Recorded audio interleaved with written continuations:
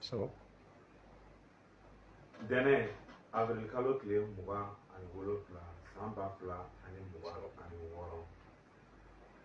I n'a fɔ aw ka kalama cogoya min na an bɛ wele wagati ani wagati an bɛ se Dirisa Mɛmɛ ma walasa an bɛ se ka baro kɛ cogoya min na jamana kɔnɔna kibaruyaw ka fara a kɔkan kibaruyaw kan.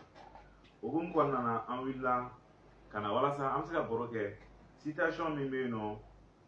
aw bɛ a situation kalama. Nka fɛn min ye k'a don a kɔnɔ ka a walawala aw ye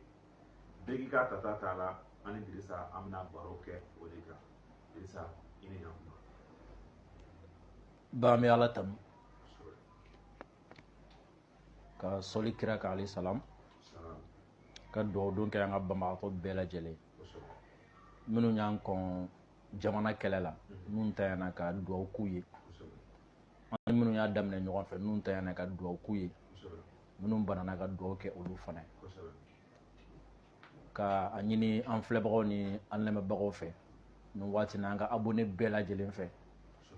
ko an ma yɔrɔ minɛ i n'a fɔ sisan jamana mago bɛ a denw na a mago bɛ a denw ka dimi u ka tɔɔrɔ an'u ka dusukasi a mago bɛ o la walasa ka wuli k'a jɔ et non ka bin. Je précise nin waati na jamana mago bɛ an kelen kelen bɛɛ ka dimi na a mago bɛ an kelen kelen bɛɛ ka tɔɔrɔ la a mago bɛ an kelen kelen bɛɛ ka dusukasi la min bɛ an kan walasa ka a sinsin o kan ka wuli et non ka o sinsin jamana kan ka jamana lajigin ni a ye. Ba i bisimila. Kosɛbɛ. Dirisa an bɛ i fo o la ka i waleɲuman dɔn. An b'aw ladɔnna toujours k'a fɔ ko bi ye lundi ye mars kalo tile avril kalo tile 27 san 2026. Dirisa Mɛmɛ ani Bashaki olu de bɛna ni baro min lase aw ma. Dirisa kibaruya min bɛ jamana kɔnɔna na bɛɛ bɛ a kalama. Ministre de la défense ni o général Sadio Kamara ala ye a ka kalifa minɛ a la. Mais yani an bɛ don o détail kɔnɔna na Sadio yɛrɛ ye jɔn ye? Sadio ye jɔn ye? Je pense que résumé min ka nɔgɔn kosɛbɛ a fɔ dɔrɔn ko révolution architecte quoi.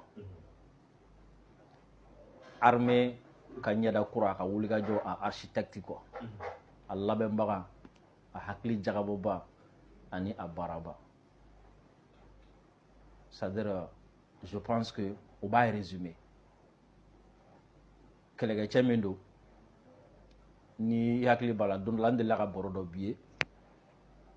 a ma deli ka boli saya ɲɛ k'a fɔ a ma deli ka boli saya ɲɛ n bɔra fɔlɔ min kalama ça c'était o kun ye ani Bamusa ni ɲɔgɔn cɛ rebelle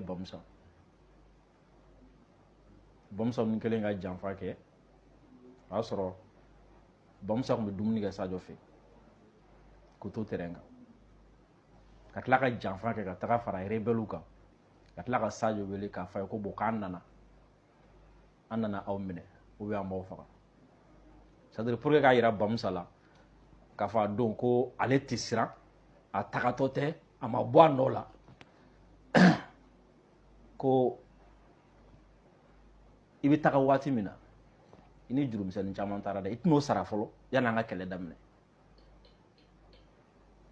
I bɛ jurumisɛnnin min dɔn warimisɛnnin juru quoi. C'est-à-dire c'est pour que k'a jira a la c'est-à-dire je suis pas déstabilisé foyi quoi foyi a bɛ ma cogo min na a bɛ ma ten. Non an tɛ se ka Sadio ka kuma nin waati na a ka gɛlɛn dɔɔnin. A ka gɛlɛn dɔɔnin sa Bashak a ka gɛlɛn dɔɔnin. C'est-à-dire n bɛ se ka min f'i ye oui n bɛ se ka min f'i ye c'est-à-dire o ye parce que i b'a dɔn samedi ne ye kuma fɔlɔ min bɛ n tulo la samedi o ye k'a fɔ ko Baba ta banna la bon an b'a wele Sadio mais a kɛrɛfɛmɔgɔ b'a wele ko Baba. C'est-à-dire n tɔɔrɔla énervera n dusu kasira mais même ni mɔgɔ y'a jateminɛ samedi ni fitirida bɔra la ma video kɛ n bɛ ka n yɛrɛ ɲininka quoi mɔgɔ min sɔnna ka bila aw ɲɛ n'a kun bɛ se ka boli n'a kun bɛ se ka kɛlɛ abandonné k'i ɲɛsin nafolo ma n'o sɔrɔ k'i jɔ ka sa an bɛna a ka juru sara cogo di quoi n ye samedi bɛɛ kɛ ka miiri o de la quoi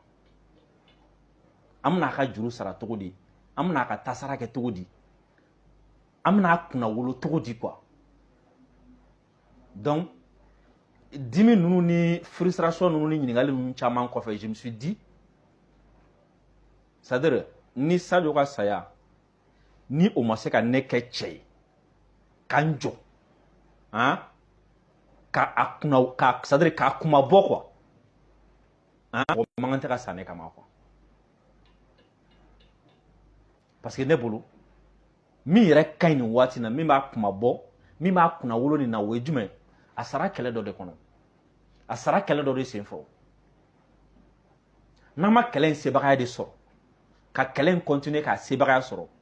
o kɔrɔ ko tiɲɛ yɛrɛ la a filila quoi c'est à dire n ka fila i b'a dɔn min i b'a dɔn a sara mɔgɔ ye a kun man kan tɛ ka sa mɔgɔ minnu ye quoi